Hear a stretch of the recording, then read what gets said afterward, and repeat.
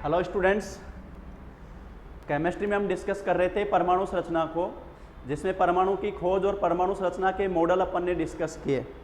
Thompson model discuss किया, उसके बाद में रदरफोर्ड मॉडल और उसके बाद में Niels Bohr model. Niels Bohr model में हमने डिस्कस किया कि इसको परमाणु संरचना का आधुनिक मान्य मॉडल बोला जाता है। क्यों?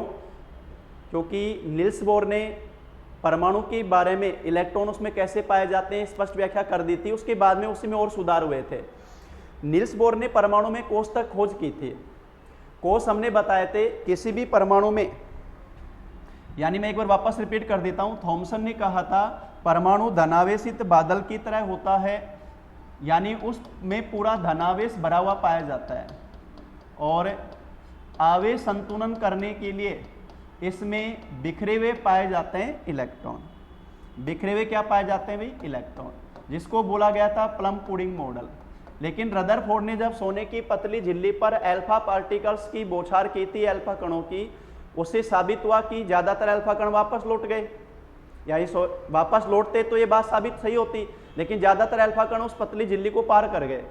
इसका मतलब परमाणु में पूरे में धनावेश नहीं होता। परमाणु में धनावेश केवल सूक्ष्म भाग में केंद्रित रहता है, जिसको बोला जाता है नाभिक।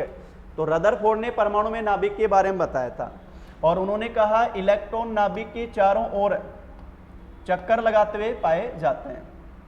और ये बात बोलकर रदरफोर्ड भी फंस गया कि इलेक्ट्रॉन लगातार चक्कर लगा रहे हैं तो उनकी ऊर्जा में कमी क्यों नहीं आ रही और इलेक्ट्रॉन अपोजिट चार्ज से आकर्षित होकर, क्योंकि इलेक्ट्रॉन नेगेटिव है, नाभिक में धनावेश है, तो उसमें गिर क्यों नहीं रहा।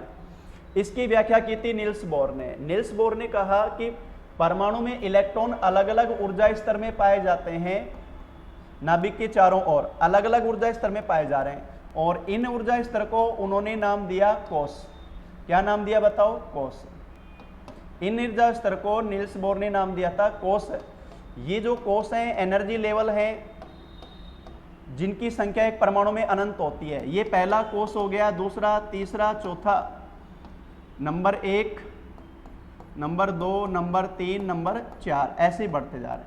जैसे जैसे कोष की संख्या बढ़ रही है परमाणु की साइज बढ़ रही है। इसका मतलब परमाणु में कोष अनंत है और जैसे जैसे बाहर की तरफ जा रहे हैं ऊर्जा का तो बढ़ता क्रम है, ऊर्जा का बढ़ता क्रम और स्टेबिलिटी, स्थायित्व का घटता क्रम। यानी प्रथम कोष के इलेक्ट्रॉन जो नाभिक से प्रबल रूप से आकर्षित रहते हैं वो सबसे ज्यादा स्थायी है, उनका एनर्जी लेवल सबसे कम है। जबकि आउटर मोस्ट सेल के इलेक्ट्रॉन जो नाभिक से सबसे दूरस्थम स्थिति पे हो गए, उनका एनर्जी लेवल सबसे ज्यादा है और स्थायित्व सबसे कम है। जब तक इलेक्ट्रॉन एक ही कोष में चक्कर लगाता है उसके एनर्जी में कोई परिवर्तन नहीं है, क्योंकि वो समान ऊर्जा स्तर में चक्कर लगा रहा है। लेकिन जब इलेक्ट्रॉन एक कोष से दूसरे कोष में जाता है वो स्थिति 2 है। अगर लो से हाई में जाएगा, बताओ बाहर की तरफ जा रहा है तो लो से हाई में जा रहा है, तो वो स्थिति होगी जब ऊर्जा का अवशोषण होगा। ऊर्जा का अवशोषण होगा तभी तो वो हाई एनर्जी लेवल में जाएगा, और हाई से लो में जा रहा है तो ऊर्जा का क्या है भाई? उत्सर्जन। तो एनर्जी का एब्जॉर्प्शन और एनर्जी का एमिशन, ये 2 स्थिति बन जाती हैं, एब्जॉर्प्शन ऑफ एनर्जी और एमिशन ऑफ एनर्जी। लेकिन जब तक एक कोष में चक्कर लगा रहा है उसकी ऊर्जा में कोई परिवर्तन नहीं है। एक बात जो नील्स बोर ने बताई कि इलेक्ट्रॉन नाभिक के चारों ओर, इलेक्ट्रॉन नाभिक के चारों ओर जब चक्कर लगाता रहता है उस पर 2 प्रकार के फोर्स काम करते हैं। एक तो इलेक्ट्रॉन पर नाभिक का स्थिर वैद्युत आकर्षण, ये हो गया अभिकेंद्रीय बल, स्थिर वैद्युत आकर्षण, electrostatic attraction force, electrostatic attraction force. और ये जो फोर्स है ये इलेक्ट्रॉन को नाभिक की ओर आकर्षित करता है। इसकी वैल्यू होती है ke² और एक इलेक्ट्रॉन जब अपने अक्ष पर स्पिन कर रहा है, इलेक्ट्रॉन जब अपने अक्ष पर स्पिन कर रहा है उससे उत्पन्न होता है कोणीय संवेग, एंगुलर मोमेंटम, एंगुलर मोमेंटम, कोणीय संवेग। देखो संवेग अपन बोलते हैं जब किसी वस्तु के द्रव्यमान में शामिल हो जाए उसका वेग। मोमेंटम जो होता है द्रव्यमान इंटू वेग, मास इंटू वेलोसिटी। P बराबर ME। ये अपन जैसे मैं बता रहा हूं रेखीय संवेग, जब एक वस्तु के द्रव्यमान में उसका वेग शामिल हो जाता है उसे बोला जाता है संवेग, जो कि उस वस्तु द्वारा आरोपित बल का मान भी है। भाई अपना दोस्त अपने बराबर में खड़ा अपने को कोनी मार रहा है और एक वो थोड़ी दूर जाए दौड़ कर आए फिर अपने को कोनी मारे, क्यों? दौड़ने से क्या मिला? द्रव्यमान इंटू वेग। बताओ संवेग या आरोपित बल का मान बढ़ा कि नहीं बढ़ा? तो वस्तु द्वारा आरोपित बल वो संवेग में परिवर्तन पर डिपेंड करता है।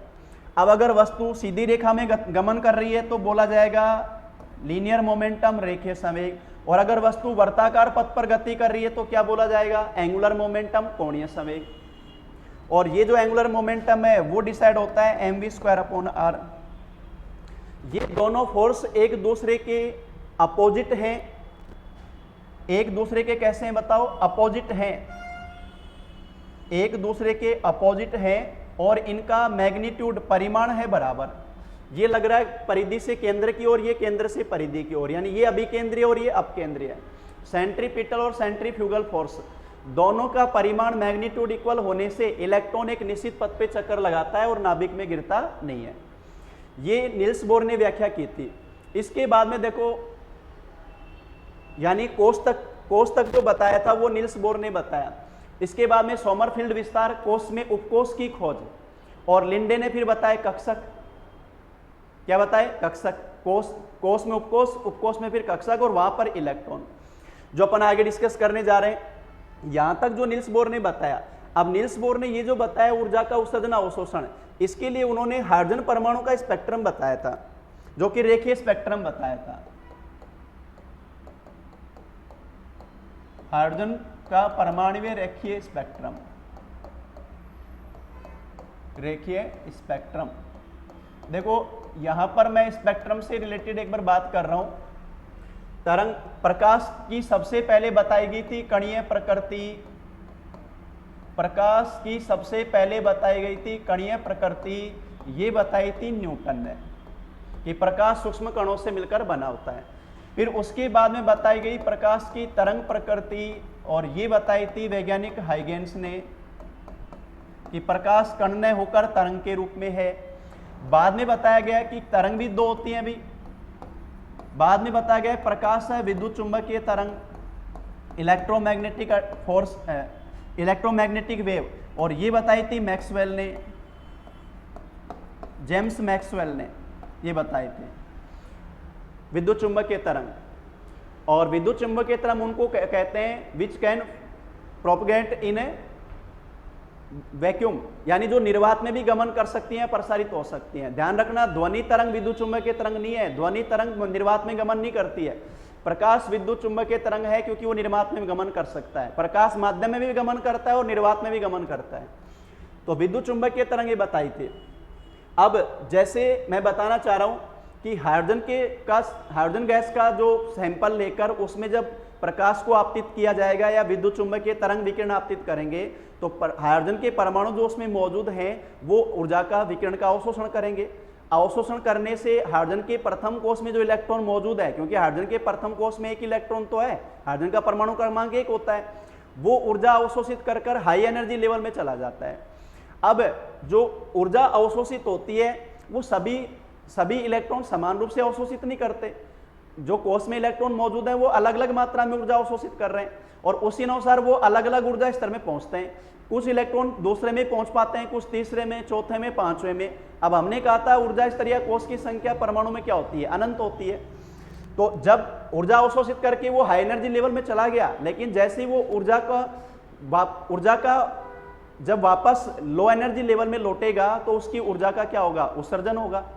जब ऊर्जा का उत्सर्जन होता है उससे बनते हैं रेखीय स्पेक्ट्रम, या सीधा कहें कि लाइनिंग बोले अपन। परमाणु का, हाइड्रोजन परमाणु का रेखीय स्पेक्ट्रम बताया था नील्स बोर ने। प्रकाश का विद्युत चुंबकीय तरंग का बोला जाता है सतत स्पेक्ट्रम। अब मैंने बोल रहा हूं रेखीय और सतत spectrum, linear and continuous spectrum.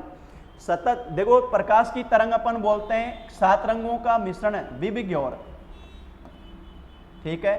प्रकाश तरंग अपन बोलते हैं विबिग्योर, 7 रंगों का मिश्रण। अब ये जो 7 रंग की प्रकाश की वेवलेंथ तो अलग अलग है, तरंग दैर्घ्य तो अलग अलग है, लेकिन ये एक दूसरे में ओवरलैप रहती हैं, अतिव्यापित रहती हैं। यानी बैंगनी नीले के साथ मिला हुआ, नीला आसमानी के साथ, आसमानी हरे के साथ, हरा पीले के साथ, पीला ऑरेंज के साथ, ऑरेंज रेड के साथ। और ये इनकी तरंग दैर्घ्य का बढ़ता क्रम भी है, तरंग दैर्घ्य वेवलेंथ का बढ़ता क्रम भी है। इसका मतलब लाल रंग के प्रकाश की या लाल रंग की विद्युत चुंबकीय तरंग की तरंग दैर्घ्य सबसे ज्यादा होती है, इसलिए उसका विचलन सबसे कम होता है, और बैंगनी रंग के प्रकाश की तरंग दैर्घ्य सबसे कम है।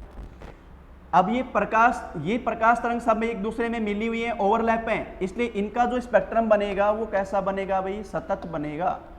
कैसा बनेगा? सतत, कंटिन्यूअस सतत स्पेक्ट्रम बोला जाएगा। तो हाइड्रोजन ने परमाणु का बताया था रेखीय स्पेक्ट्रम, और ये जो रेखीय स्पेक्ट्रम है उसके लिए उन्होंने बोला कि जब हाइड्रोजन के परमाणु में इलेक्ट्रॉन विकिरणों का अवशोषण करते हैं तो हाई एनर्जी लेवल में चले जाते हैं, और जब वापस वो लो एनर्जी लेवल में आते हैं तो रेखाओं के रूप में स्पेक्ट्रम बनते हैं। तो हाइड्रोजन का जो रेखीय स्पेक्ट्रम है उसकी स्थिति क्या है? देखो, हाइड्रोजन का रेखीय स्पेक्ट्रम, उसको हम जो पढ़ने जा रहे हैं, हाइड्रोजन का जो रेखीय स्पेक्ट्रम है, मैंने बताया था हाइड्रोजन में परमाणु में इलेक्ट्रॉन रहते हैं प्रथम कोश में, ठीक है। अब प्रथम कोश से के इलेक्ट्रॉन ऊर्जा अवशोषित करके अलग अलग ऊर्जा स्तर में जाएंगे। जैसे यहां मैंने बता दिया n बराबर 2, फिर मैं बता रहा हूं n बराबर 3, फिर मैं बता रहा हूं n बराबर 4, और फिर मैं बता रहा हूं n बराबर 5, फिर मैं बता रहा हूं n बराबर 6, इस तरह से। अब और फिर ये मैं अपन ऊपर ले लें अनंत, क्योंकि मैंने बताया था ये n किसको रिप्रेजेंट कर रहा है, n कोश को ही तो दर्शा रहा है, एनर्जी लेवल को ही दर्शा रहा है, और k l m n इस तरह से अपन बोलते हैं इसको। जैसे ये ले लिया अपन ने k l m n, इस तरह से अपन जो आगे बढ़ रहे हैं। अब यहाँ जो इलेक्ट्रॉन मौजूद है भाई हाइड्रोजन में, तो हाइड्रोजन के परमाणु में तो प्रथम कोश में तो इलेक्ट्रॉन मौजूद है, वो एनर्जी ऑब्जॉर्व करके अलग अलग एनर्जी लेवल में पहुंचेगा कि इलेक्ट्रॉन कितनी एनर्जी अवशोषित कर रहा है। कुछ अवशोषित कर तक दूसरे तक ही पहुंचते हैं, कुछ तीसरे तक, चौथे तक या आगे तक जाते हैं, लेकिन जब वो वापस लौटेंगे अपने सामान्य अवस्था में तब ऊर्जा का क्या करेंगे? उत्सर्जन। वो रेखीय स्पेक्ट्रम बनेगा। अब जब इलेक्ट्रॉन लौट रहे हैं, इलेक्ट्रॉन ऊर्जा का अवशोषण करके लौट रहे हैं प्रथम कोश में, जैसे छठे से पहले में आ गया, पांचवें से पहले में आ गया, चौथे से पहले में आ गया, तीसरे से पहले में आ गया, और दूसरे से पहले में आ गया। ये जो बताया था स्पेक्ट्रम, ये बताया था वैज्ञानिक लाइमेन ने, और इसलिए इसको बोला जाता है लाइमेन श्रेणी। तो यहाँ n1 का मान n बराबर, ये तो हो गया, यानी n1 तो हो गया पहला कोश, और n2 हो गया जहां से भी अनंत से आ रहा है, दूसरा, तीसरा, चौथा, पांचवा, छठा, सातवां, आठवां। n1 है जिस लेवल में, जिस एनर्जी लेवल में इलेक्ट्रॉन आएगा, और n2 जहां से आएगा, अब आ किससे रहा है? दूसरे से भी आ रहा है, तीसरे से, चौथे, पांचवें, छठे और अनंत, जहां तक अपन लेकर जाएं। ये तो बताया था, ये जो नाम है ये साइंटिस्टों के नाम है जिन्होंने अलग अलग स्पेक्ट्रम बोले थे। तो लाइमेन श्रेणी का मतलब क्या हो गया? जब n1 तो है प्रथम कोश, और n2 है दूसरा, तीसरा, चौथा, पांचवा, छठा, जहां से भी इलेक्ट्रॉन आ रहा है। अब दूसरी स्थिति लाइमेन के बाद में बामर, और बामर स्थिति क्या है? जब इलेक्ट्रॉन हाई एनर्जी लेवल से आएगा दूसरे के अंदर, बताओ किस में आएगा? दूसरे के अंदर आएगा, वो बोली जाती है बामर श्रेणी। यानी अब की बार n1 का मान है 2, और n2 जहां से वो आ रहा है, ये स्थिति। नंबर 3 लाइमन, बामर, उसके बाद में पाश्चन श्रेणी, और पाश्चन श्रेणी का मतलब हाई एनर्जी लेवल से किस में आ रहा है? बताओ, तीसरे में आ रहा है। भाई अलग अलग कलर है बोर्ड पे, तो यूज तो कर लें, दिखाएं सर उनको अपन, जैसे यहां से दिखा दे और अनंत से लेकर चले। यहां पर अपन ये ले लें अनंत से, और इसको बोला गया कौन सी श्रेणी भाई? पाश्चन श्रेणी। नंबर 3 ध्यान रखना, फिर बोल रहा हूं, ये जो नाम है ये साइंटिस्टों के नाम है। उसके बाद में जब चौथे में आ रहा है, चौथे में आ रहा है, ये लो चौथे में आ रहा है। इसे बोला गया लाइमेन बामेन पार्सन ब्रैकेट श्रेणी। और उसके बाद में पांचवें में और इसको बोला गया ब्रैकेट के बाद में फुंड श्रेणी। एक आता है हम्पी और बताते हैं, हम्पी छठे में जब आए तो लाइमेन बामर पार्सन ब्रैकेट फुंड श्रेणी। ये सारी हार्जन स्पेक्ट्रम की श्रेणियां हैं जो बताई थी नील्स बोर ने। तो ये ध्यान रखें, तो ये नाम कंटिन्यूसली याद रखोगे। जो हम बताना चाह रहे हैं कि पहली स्पेक्ट्रम जो रेखाएं हैं, स्पेक्ट्रम रेखाओं को जो नाम दिया गया, सबसे पहली श्रेणी कौन सी बोली गई बताओ? लाइमन श्रेणी। और लाइमेन जो श्रेणी है उसमें n1 का मान तो हो गया प्रथम कोष, यानी जहां से इलेक्ट्रॉन हायर एनर्जी लेवल से जिसमें आएंगे, और n2 हाई एनर्जी लेवल हो गए। ये तो हो गया लो एनर्जी लेवल और ये हो गया हाई एनर्जी लेवल। तो n2 में अब इसका मतलब ये सारे ये हो जाएंगे 2 3 4 5 6 7 अनंत तक जो अपन लेके चलेंगे। और अब मैं बता रहा हूं कि विद्युत चुंबकीय तरंग का क्षेत्र कौन सा है। विद्युत चुंबकीय क्षेत्र का तरंग, विद्युत चुंबकीय तरंग का क्षेत्र है। ये जो हाई एनर्जी लेवल से पहले में आ रहे हैं ना, ये सारा का सारा बोला जाता है अल्ट्रावायलेट परामैंगनी विकिरण वाला, परामैंगनी क्षेत्र बोला जाता है, अल्ट्रावायलेट वाला। अब लाइमेन के बाद में दूसरा बताया था अपन ने बामर श्रेणी, बामन श्रेणी। अब बताओ n1 का मान यहां पर क्या होगा? 2 होगा, यानी हाई एनर्जी लेवल से इलेक्ट्रॉन दूसरे कोष में आ रहे हैं। तो अब यहां पर क्या लिखोगे आप? 3 4 5 6 7 अनंत जैसे लिखोगे। और ये परामैंगनी के बाद में है विजिबल रीजन, जिसको अपन बोलते हैं दृश्य क्षेत्र। तो हमारे नेत्र किसके प्रति सुग्राही हैं? दृश्य क्षेत्र के प्रति तो होते हैं। ध्यान रखना, अपन प्रकाश संश्लेषण जो फोटोसिंथेसिस पढ़ते हैं उसमें भी अपन बताते हैं कि जो क्लोरोफिल द्वारा दृश्य प्रकाश क्षेत्र की प्रकाश विकिरणों को अवशोषित किया जाता है। ये बामर श्रेणी जो बता रहे हैं अपन, नंबर 2। नंबर 3 उसके बाद में बताया अपन ने पार्सन श्रेणी। पार्सन श्रेणी का मतलब इलेक्ट्रॉन जो है हाई एनर्जी लेवल से कौन से में आएगा? तीसरे में आएगा। यहां पर बताओ क्या लिखेंगे? 4 5 6 7 आगे लेके चले। और अभी मैंने बताया था कि पहले वाला जो आ रहा है परामैंगनी, दूसरा दृश्य, और ये होता है अवरक्त इंफ्रारेड IR, इंफ्रारेड क्षेत्र बोला जाता है। नंबर 4 ब्रैकेट श्रेणी। और ब्रैकेट श्रेणी में ये लेंगे 4, ये ले लेंगे 5 6 7 8 अनंत जो लेंगे। और ये भी सेम यही आता है अवरक्त क्षेत्र। तो ध्यान रखना, ये स्पेक्ट्रम रेखाएं बिल्कुल पास पास होती हैं, ये स्पेक्ट्रम रेखाएं बिल्कुल पास पास होती हैं। उसके बाद में बताया मैंने फुंड श्रेणी। और जब ये किस में आएगा? 5वें में। तो कहां से आएगा? 6 7 8 9 जहां से भी आगे से आ रहा है। और ये होता है दूरस्थ अवरक्त, ये भी सॉरी अवरक्त में आता है, अवरक्त क्षेत्र में IR में। और एक हम्फी, छठा जो मैं लिख रहा हूं हम्फ्री या हम्फी, जब n1 का मान 6, यानी हाई एनर्जी लेवल से कौन से में आ रहा है? छठे में आ रहा है। और ये बोला जाता है डिस्टल IR, दूरस्थ अवरक्त क्षेत्र। ये जरूर आपको याद रखने। तो यहां ये तो ध्यान रखनी है कि कौन से हाई एनर्जी लेवल से किस में आया, n2 और n1 कहां पर आया, उसके अनुसार फिर उसके विद्युत चुंबकीय तरंग के क्षेत्र कौन कौन से बन रहे हैं, ये ध्यान रखना है अपने को। क्वेश्चन सीधा ये भी पूछ लेते हैं, बामर श्रेणी कौन से क्षेत्र से संबंधित है, ब्रैकेट फुंड किससे, हम्फ्री तरह से। तो दोनों तीनों पॉइंट याद करने वाले हैं इसमें। और जैसा अब ऐसे समझना उसमें प्री में जिसको कहेंगे रीट एग्जाम, उसके अंदर क्वेश्चन का लेवल थोड़ा कम आया तो ये मत समझना कि रीट मैन में भी उस तरह से आएगा। यहाँ सारी कसर निकाली जाएगी। तो ये ध्यान रखना, सभी चीज़ों को पॉइंट टू पॉइंट अच्छी तरह से लेके चलो। मैं भी ये भी नहीं कहूँगा कि पूरा सेकंड रीट दे रहे हो तो पूरा सेकंड ग्रेड तक जाने की जरूरत है, लेकिन इतना जरूर कि जितनी आपकी संभावना है उसे थोड़ा लेके ज़्यादा चलना कि यहाँ तक तो ये जाएगा। तो ये जो बताया गया था स्पेक्ट्रम, ये नील्स बोर के द्वारा बताया गया था। अब एक्चुअल में हुआ क्या, सोमरफील्ड साइंटिस्ट ने ये देखा गया था कि ये जो रेखाएं हैं ना, स्पेक्ट्रम रेखाएं, जैसे लाइमन, बामर, पासन, ब्रैकेट अपन ये लिखी हैं, उन्होंने देखा था कि ये जो रेखाएं हैं ना, इनमें भी माइक्रो और लाइन नजर आ रही हैं।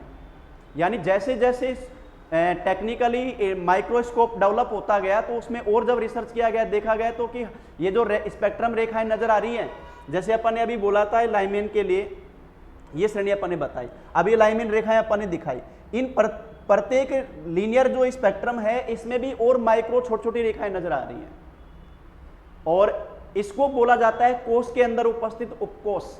तो सोमरफील्ड विस्तार जो बोला गया था कि स्पेक्ट्रम रेखाओं में सूक्ष्म रेखाओं की खोज और हुई, और यानी कोष में उपकोष की खोज हुई। तो अन्य जो इस लिन्स बोर के बाद में परमाणु में आगे जो चीज जोड़ी गई, वो जो अपन बताते हैं कि किसी भी परमाणु में इलेक्ट्रॉन का वितरण जो है, परमाणु में जो इलेक्ट्रॉन का वितरण है उसकी स्थिति क्या रहती है। तो परमाणु में जो इलेक्ट्रॉन का वितरण है उसके लिए अपन बताएंगे, जो मैंने बताया कि एक परमाणु में इलेक्ट्रॉन पाए जाने की प्रायिकता 4 क्रम में बताई जाती है। कोष, कोष के बाद में उपकोष, उपकोष के बाद में कक्षक, और कक्षक में पाए जाते हैं इलेक्ट्रॉन। ये स्थिति बताई जाती है। यानी परमाणु में घुसते अपन किस में घुसेंगे, कोष में, कोष के अंदर जाने के बाद में किस में जाएंगे, उपकोष में, उपकोष में जाने के बाद में किस में जाएंगे, कक्षक में, और वहां पाया जाता है इलेक्ट्रॉन। यानी आप गांव से आए, आपको कोचिंग करने जयपुर आए, आपको एड्रेस लिखकर दिया गया कि आपको जाना है कोचिंग करने के लिए, कहां पर, राजदर्शन क्लासेज। आप गांव से चले तो बताओ पहला टारगेट क्या था आपका, वहां बस वाले को गांव से बैठते ही बोल दिया था कि राजदर्शन क्लासेज उतार देना। पहला टारगेट था हमारा जयपुर, जयपुर पहुंचना। जयपुर जैसे पहुंचे सिंधी कैंप या रेलवे स्टेशन, वहां से आपने पूछा कि भाई गोपालपुरा बाईपास रोड कहां पर है। अगला टारगेट आपका ये बना, गोपालपुरा बाईपास रोड। और गोपालपुरा बाईपास रोड पे आने के बाद में अगला टारगेट बना आपका महेश नगर थाने के पास, महेश नगर थाना या महेश नगर मोड़, मेरी कोचिंग का एड्रेस बता रहा हूं, प्रचार कर रहा हूं सीधा सीधा। और वहां से फिर टारगेट क्या बन गया, राजदर्शन क्लासेज। इस तरह से पहुंचे ना अपन। तो एक परमाणु में जब अपन इलेक्ट्रॉन को खोजने जाएंगे तो सबसे पहले कोष में घुसेंगे, कोष के बाद में कोष में घुसेंगे, फिर वहां कक्षक, और वहां पाया जाता है इलेक्ट्रॉन। तो एक परमाणु में इलेक्ट्रॉन का वितरण, ये जो 4 स्थितियां हैं ये हम डिस्कस करेंगे कल। इन्हीं को देखो अपन नाम देते हैं क्वांटम संख्या।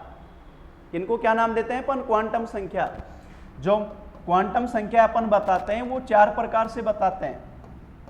क्वांटम नंबर जो बोलते हैं, क्वांटम संख्या बोलते हैं, वो बताते हैं 4 प्रकार। इन 4 प्रकार में से सबसे पहली बोली जाती है मुख्य क्वांटम संख्या। क्या बोलते हैं बताओ, मुख्य क्वांटम संख्या, प्रिंसिपल क्वांटम नंबर।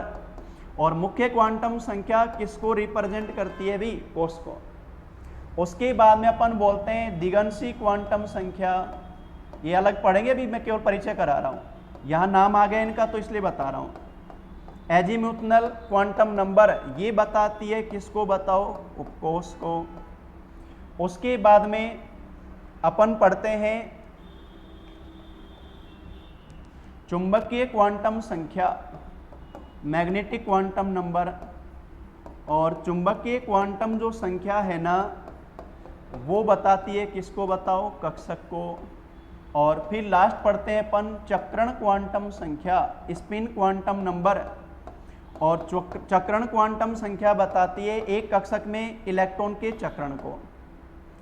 कक्षक में इलेक्ट्रॉन जो पाए जाते हैं, एक कक्षक में 2 इलेक्ट्रॉन पाए जाते हैं अपोजिट स्पिन वाले, वो ये बताती है। ये अपन इलेक्ट्रॉन का वितरण पढ़ के फिर इनको डिस्कस करेंगे। फिर अपन डिस्कस करेंगे कि इलेक्ट्रॉन का वितरण किस प्रकार से होता है परमाणु में।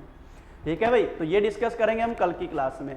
मैं तुम्हें फिर बोल रहा हूँ, अपने सभी दोस्तों को बताएं, साथ में शेयर करें। ये क्लास अपनी रेगुलर है। और इसके अलावा साथ में मैंने बोला था कि जब आप क्लास देख रहे होते हो तो कोई पॉइंट अगर आपको पूछना होता है तो उसके कमेंट में डाल दिया करो, ताकि अगली क्लास में उस पॉइंट को मैं डिस्कस कर सकूं। ठीक है।